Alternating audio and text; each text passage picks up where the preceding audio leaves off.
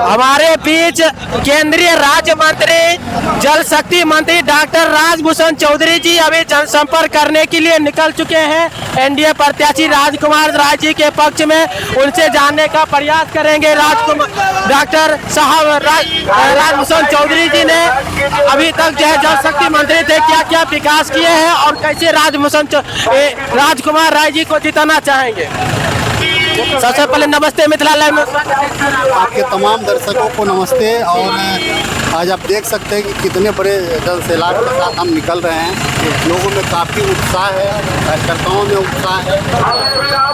आदरणीय नीतीश कुमार जी के नेतृत्व में बिहार में मजबूत सरकार बनानी और बिहार को विकसित बिहार बनाना, ये विकसित बिहार के लिए चुनाव है। इसलिए लोगों में उत्साह भी है। हमारी मातृशक्ति से लेकर के युवाओं में काफ़ी उत्साह देखने को मिल रहा है और लोगों का काफ़ी समर्थन मिल रहा है।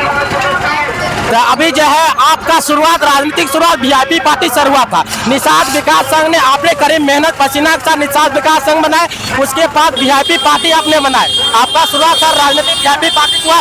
वीआईपी पार्टी कहीं न कहीं अभी महागठबंधन में सर जो है सम्मान मिला।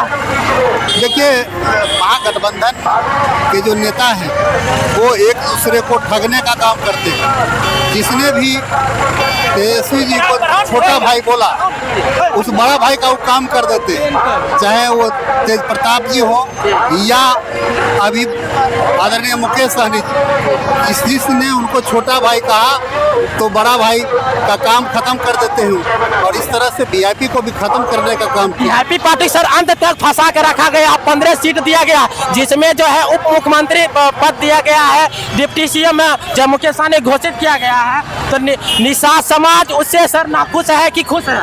काफी गुस्से में है। जिस तरह से मुकेश सहनी को अंत तक ठगने का काम किया, जिस तरह से फंसा कर रखने का काम किया और ऐसा सीट दिया गया जो सीट पर जहां उनका राष्ट्रीय अध्यक्ष पार्टी का, वहां पर उनका कैंडिडेट दे दिया आरजेडी का। तो जो अपने गठबंधन का नहीं हुआ वो बिहार का क्या होगा। इसलिए बिहार के लोग समझते हैं और आने वाले चुनाव में मजबूत एनडीए की सरकार बनेगी। और ऐसे जो लोग ठगने वाले लोग हैं, बिहार को बदनाम करने वाले लोग हैं, ऐसे लोगों को जवाब मिल जाएगा। तो वीआईपी पार्टी को सर जो अभी जो है कहीं से आरजेडी तो कहीं वीआईपी से डबल एक ही जगह से अपने आरजेडी और वीआईपी लड़ रहे हैं। ये क्या चल रहा है सर? गौरापुरम विधानसभा क्षेत्र में जो है मुकेश सहनी जी के भाई संतोष सहनी के विपक्ष में जो है आरजेडी का कैंडिडेट उतारा गया है। इस पर सर क्या कहना चाहिए? निषाद समाज कहीं न कहीं महागठबंधन क्या कर रही है? महागठबंधन ने निषाद समाज को ठगने का काम किया, अपने गठबंधन के साथी को ठगने का काम किया। और इसलिए इस चुनाव में बिहार के निषाद समाज और एक तरफ निषाद समाज को हर लेवल पर सम्मानित करने का काम एनडीए के नेता ने किया है। इसलिए इस चुनाव में बिहार का निषाद समाज मजबूती के साथ एनडीए के साथ खड़ा है और एनडीए के हाथों में।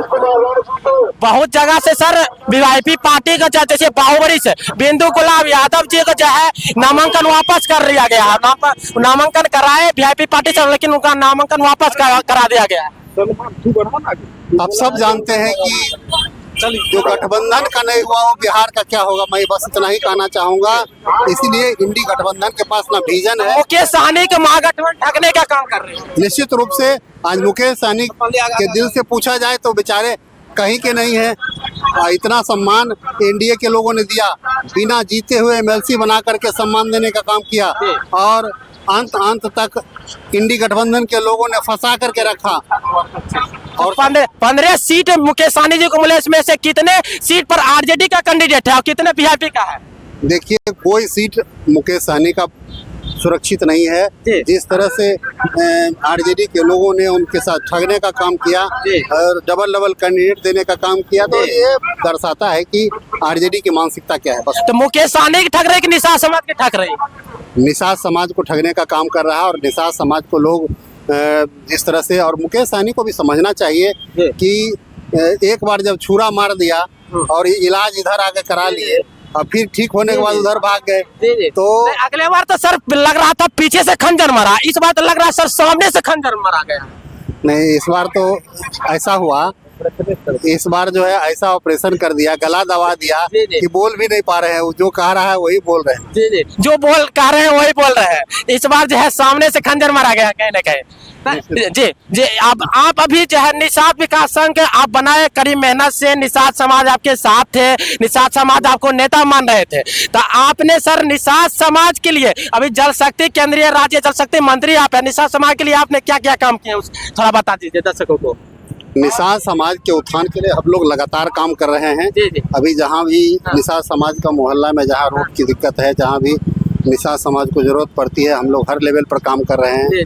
निषाद समाज को अभी 3 बिहार में मंत्री बनाया जी। गया। आदरणीय हरीश सहनी जी को, मदन सहनी जी, आदरणीय मदन सहनी जी को, आदरणीय विजय मंडल जी को, 5-5 लोगों को आयोग में एडजस्ट किया गया। निषाद समाज को अगर सम्मान देने का काम किया है तो भारतीय जनता पार्टी और एनडीए के लोगों ने किया है। आपने देखा कि पहली बार आज़ादी के बाद अगर नेता प्रतिपक्ष बनने का सौभाग्य निषाद समाज को मिला तो आदरणीय हरीश सहनी जी के रूप में तो वो एनडीए के लोगों ने दिया।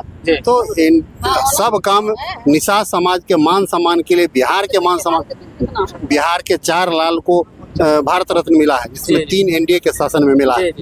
अभी आपने देखा कि पिछड़ों के और बिहार के जननायक कर्पूरी ठाकुर जी को भारत रत्न दिया गया, वो भी भारतीय जनता पार्टी और आदरणीय हमारे नरेंद्र मोदी जी के नेतृत्व में।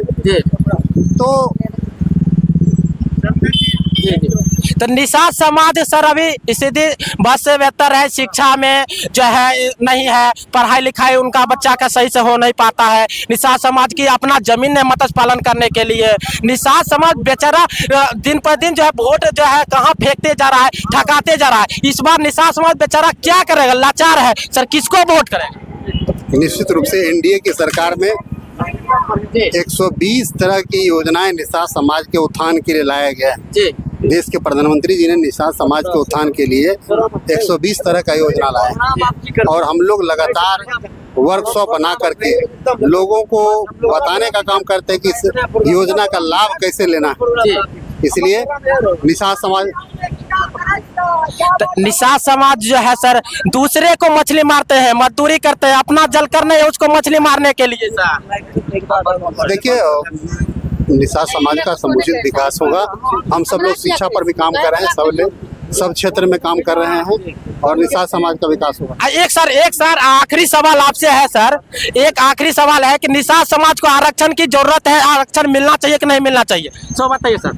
निषाद समाज के समुचित विकास के लिए हमारी सरकार लगातार प्रयास कर रही है। नहीं सर, वीआईपी पार्टी आप ही सर गठन किए थे, वीआईपी पार्टी का आपका मुख्य मांग था कि निषाद समाज को आरक्षण दिया जाए। आप ही उस लड़ाई में लड़ रहे थे कि निषाद समाज को आरक्षण दिया जाए। लेकिन निषाद समाज को आरक्षण मिलना चाहिए कि नहीं मिलना चाहिए? निषाद समाज के आरक्षण की भी बात हो रही है, हर लेवल पर निषाद समाज के विकास की बात हो रही है और हम लोग विकास कर रहे हैं। तो निषाद समाज का आरक्षण मिलना चाहिए सर। एक बार सर आह्वान कीजिए। तो सर मुकेश साहनी जी बोल रहे हैं कि जो भी साहनी नेता बन के जाता है, मंत्री बन के जाता है, निषाद समाज की आवाज नहीं उठाता। हम निषाद समाज का आरक्षण की बात कर रहे हैं, निषाद समाज के सर्वांगीण विकास की बात कर रहे हैं हम जी। चाहे वो किसी भी ढंग की जो समस्या है, वो सब समस्या का समाधान। आरक्षण मिलना चाहिए कि नहीं मिलना चाहिए? आरक्षण लायक है सब